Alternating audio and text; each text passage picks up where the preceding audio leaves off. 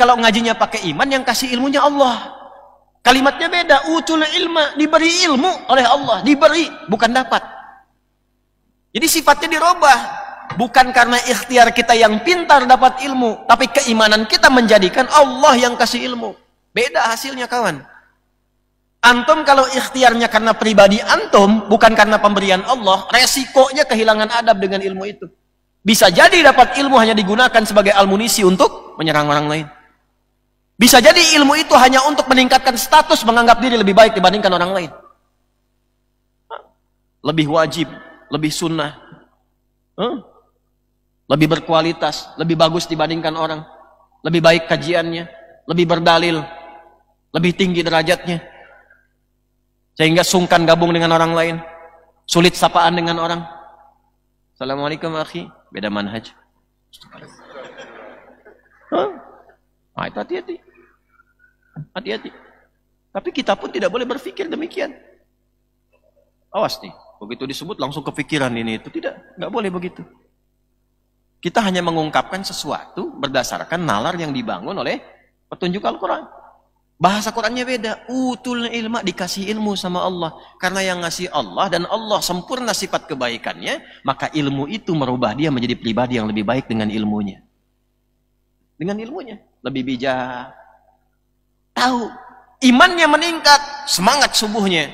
Begitu imamnya kunut. Allahumma hdina fiman hadait. Karena dapat ilmu dengan imannya. Oh, paham nih. Dia kunut dalilnya ini. Dia belum tahu dalilnya. Dia nggak protes. Allahumma hdina fiman hadait. Bidah. Dia tunggu dulu. Begitu selesai. Mohon izin Pak Ustadz. Anda belum belajar, mungkin kurang ilmunya. Kemarin kajian belum dapat dalil tentang kunut. Kira-kira kalau tadi kunut itu bacaannya apa? Ditemukan di mana saya bisa baca itu? Begitu. Itu hasil dari didikan majlis ilmu yang hidayah diberikan oleh Allah dengan kalimat utul ilma. Allah yang kasih ilmunya. Min ladunna ilma, kami yang kasih ilmunya. Bukan dia dengan ikhtiarnya. Jadi ikhtiar itu wasilah aja. Kalau sudah pakai iman, Allah kasih. Semakin tinggi takwa, bukan ngasih lagi, diajarin sama Allah. Begini caranya. Langsung diajarkan tuh. Dengan caranya tentu beda-beda. Nabi, ulama, lain-lain. Ditemukan di mana? Ada di Quran. Surah kedua Al-Baqarah di akhir ayat 282. Wattaqullah wa yu'allimukumullah. Tingkatkan takwamu kepada Allah. Semakin tinggi takwamu, semakin diberikan oleh Allah bagaimana merumuskan pelajaran-pelajaran. Tinggi. Caranya beda, adabnya lain. Jadi melahirkan adab dari situ. Nggak ada tiba-tiba langsung datang. Bid'ah tuh ente sembarangan ngimamin orang. Tanggung jawab hari kiamat. Tanggung jawab. Ya udah saya yang tanggung, Bapak yang jawab nih kan. Ya, saya akan tanggung jawab Pak. Tidak akan memberikan jawaban yang tanggung kepada Bapak. Baca kitabnya. Nggak lain caranya. Setelah paham itu muncullah sifat bijak di sini. Oh, yang usul nggak boleh beda. Yang pokok apa yang pokok? Salatnya.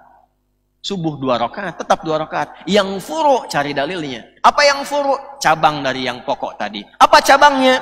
Selain dari yang pokok-pokok. Al-Fatihah itu pokok. Ya kan? Rukuk sujud itu pokok. Tapi bacaan-bacaan itu, adakah Nabi pernah mencontohkan?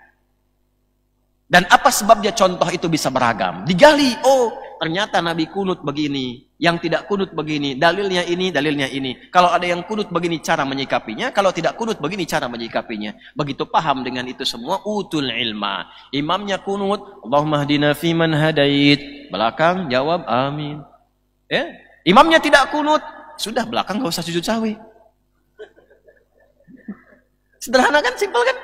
Udah, karena apa? Dia paham hadisnya. Idza maridal 'abdu aw safar kutiba lahu mithla ma kana 'alaihi muqiman sahiha. Kalau ada seorang sakit, udurnya safar atau punya kebiasaan tertentu yang baik, lalu kemudian ada kondisi dia tidak mampu mengerjakannya, maka pahalanya tetap dituliskan sempurna. Orang yang biasa kunut, makmumnya tidak kunut, maka karena tidak kunut, imam pun karena dia biasa kunut, tetap dituliskan pahala dari kunutnya. Jadi nggak usah takut kehilangan itu. Itulah ilmu. Kalau sudah ada ilmu, hati tenang. Makanya setidaknya kalau belum jadi alim, kun muta'allima atau mustami'. Minimal nyimak. Itu majlis.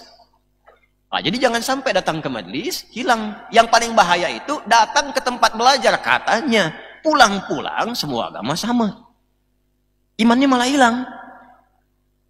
Itu penting. penting karena Nabi mengatakan wa yusbihu mu'mina wa yumsi kafira. Ada yang paginya beriman, sorenya kufur. Dan celakanya salah datang tempat, salah pilih tempat. Salah pilih tempat. Jelas ya?